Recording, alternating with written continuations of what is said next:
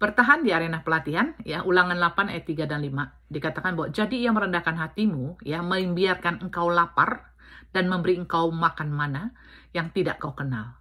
Maka haruslah engkau insaf bahwa Tuhan Allahmu mengajari engkau seperti seseorang mengajari anaknya. Ya, kita tahu bahwa Abraham dipanggil dari Ur Kasdim oleh Allah untuk memasuki tanah perjanjian, tanah yang penuh dengan berkat, tanah yang tidak pernah mengalami kekurangan, di mana mereka tidak perlu berhemat, yaitu tanah yang berlimpah susu dan madu. Namun bukan itu yang terpenting, tapi perjalanan.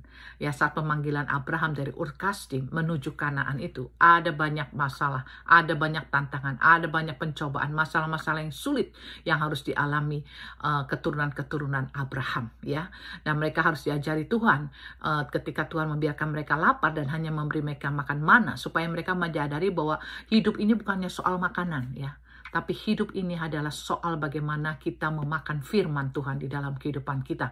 Sehingga dikatakan bahwa mengajari mereka bahwa hidup ini bukan karena dari roti saja, tapi dari setiap perkataan firman Tuhan. Ya, demikian juga Allah mengajari keturunan Abraham ini arti ketaatan. Karena pada zaman dulu ya orang suka-sukanya aja. Apa yang mereka anggap baik mereka lakukan.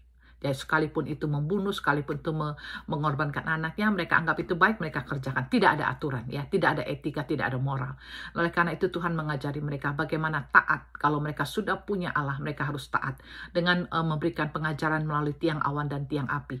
Di mana tiang awan dan tiang api itu akan berangkat, ya, mereka harus berangkat. Ketika tiang awan dan tiang api itu berdiam, mereka harus berdiam. Entahkah itu pagi mereka harus bangkit, tengah malam atau apapun, pokoknya ketika mereka lihat tiang awan, tiang api itu berangkat, mereka harus mempersiapkan diri dengan secepatnya. Nah, itulah arti sebuah ketaatan yang diajarkan kepada umat Israel, ya.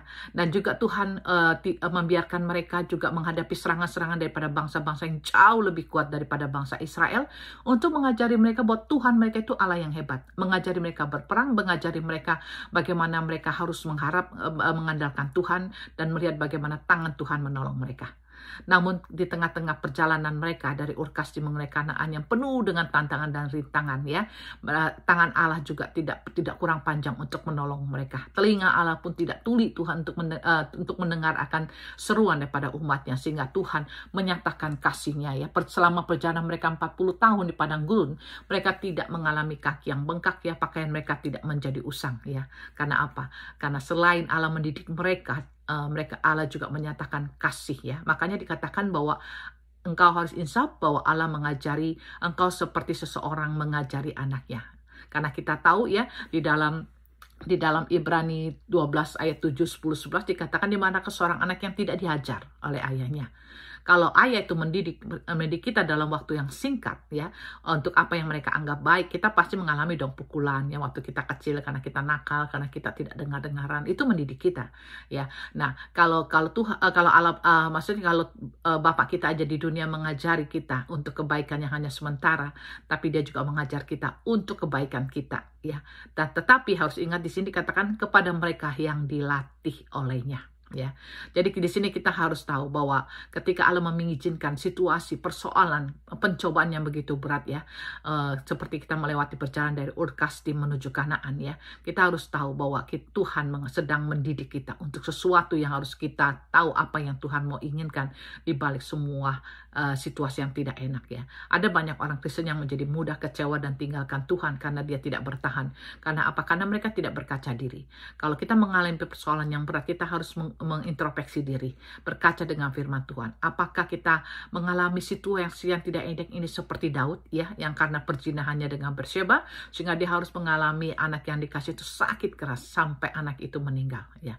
Ataukah kita seperti Ayub yang memang diizinkan Tuhan karena Tuhan sedang menguji hati kita, karena Tuhan mau tahu sejauh mana kasih kita, karena Tuhan mau sejauh mana kita bersyukur kepada Tuhan. Apakah hanya dalam keadaan baik-baik saja, ataukah juga dalam keadaan yang tidak baik, ya. Kita tahu bahwa Ayub terus bertahan sampai akhirnya, sampai dia melihat bagaimana Tuhan menjawab doanya, bagaimana Tuhan membela dirinya. Dan kita lihat juga bagaimana Daud bertobat dari dosa-dosanya, dan kemudian dia menjadi seorang yang menjadi biji mata Allah. Ya, kalau saat ini kita sedang mengalami persoalan atau situasi yang tidak enak, bagaimana sikap hati kita? Apakah kita akan tinggalkan Tuhan? Atau kita bertahan di dalam arena pelatihan Allah? Karena jelas dikatakan di dalam Ibrani 12, yaitu kepada mereka yang dilatih olehnya. Jadi keputusan kita, pada saat kita menghadapi situasi yang sulit, apakah kita membiarkan diri kita dilatih, bertahan sampai Tuhan menunjukkan kuasanya, ataukah kita kecewa, tinggalkan Tuhan, marah, dan menuduh Tuhan yang tidak-tidak? Karena kita tahu bahwa pilihan ada di tangan kita, ya. Maukah kita dilatih untuk menjadi bencana yang lebih indah lagi di mata Tuhan, ya.